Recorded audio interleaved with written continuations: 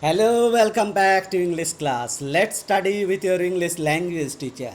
Today we are going to discuss one of the most important figure of speech, that is figures based on imagination. There is a general tendency in man to speak of things lifeless or inanimate or some idea in terms of his own life and doing.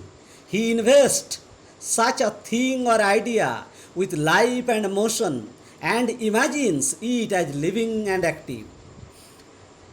The following are the figures belonging to this class. First one personification, second one pathetic fallacy, third one personal metaphor, fourth one apostrophe, and fifth one hyperbole, and sixth one is vision. We are going to discuss one by one. First one is personification, most important figure of speech. What is the definition? The definition goes in such a way: nature, an inanimate object, or an abstract idea is invested with the attribute means quality of a living being. This is the compact definition of personification. And example is nature might stand up. Shakespeare, William Shakespeare. Or we can just give another example from Francis Bacon's of studies. Histories make man wise. Histories make man wise. Or nature might stand up and say to the world, this was man. Or we can say, another example, thought moves faster than action. Here, thought is abstract idea. Thought cannot be seen. Thought after that verb is used, that is moves. So मानवीकरण किया गया है इसमें. Thought moves faster than action. And in the poem, the voice of rain, there also we have found the poet has used personification and personal metaphor also. Next, proceed to the next one, that is personal metaphor. A personal attribute quality is given to an element of nature in a manner that implies a comparison with a living being. The best example can be cited from Percy Bysshe Shelley's poem Cloud. The line is, I bring fresh showers for the thirsting flowers. This is a personal metaphor. Here, flower, an element of nature, is given the personal attribute of a living being in the word thirsting. A comparison is also implied here between flowers and living being, feeling thirsty. Flowers are shown as feel thirsty, like living beings. That's how it is personal metaphor. Next one, pathetic fallacy. Nature is represented as showing interest in human action, either by sympathy or by antipathy. Example, and instantly the whole sky burned with fury against them. This line is the source of this line is Wilfred Wren, one of the great war poets. And here and instantly the whole sky burned with fury.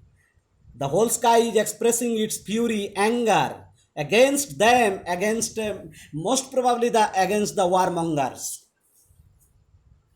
Next, apostrophe. What is apostrophe? A short, impassioned address is made to nature, an inanimate object, or an abstract idea, or to a dead or absent person, imagining the same as living or present. Example, Milton, thou shouldst be living at this hour.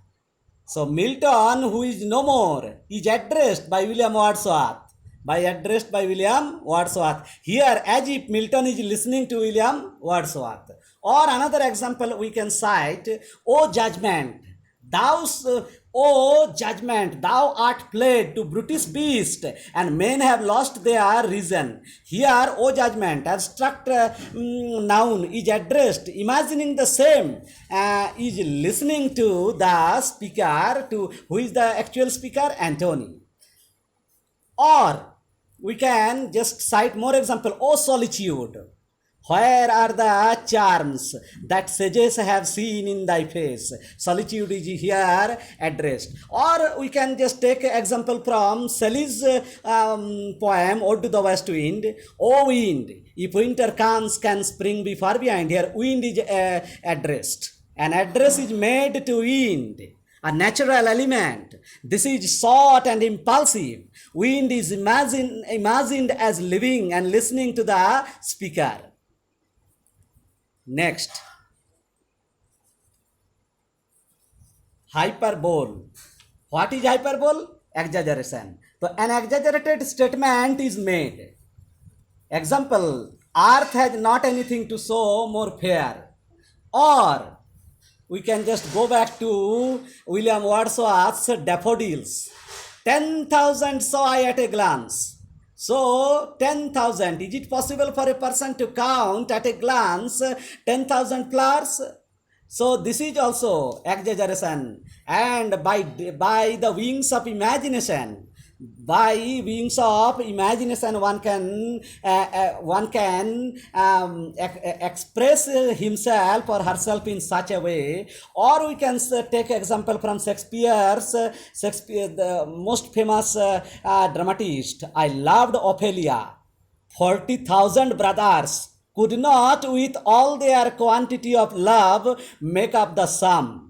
This is the case of figure of speech hyperbole or exaggeration. This figure consists in an exaggerated statement made about some person or thing. The above example contains an exaggerated statement, for it is too much to say that 40,000 brothers could not make up the sum of the speakers, that is Hamlet's love for Ophelia.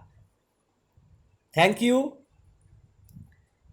If you have got any sort of benefit out of my video, so you are requested to like, share and subscribe my channel. Thank you.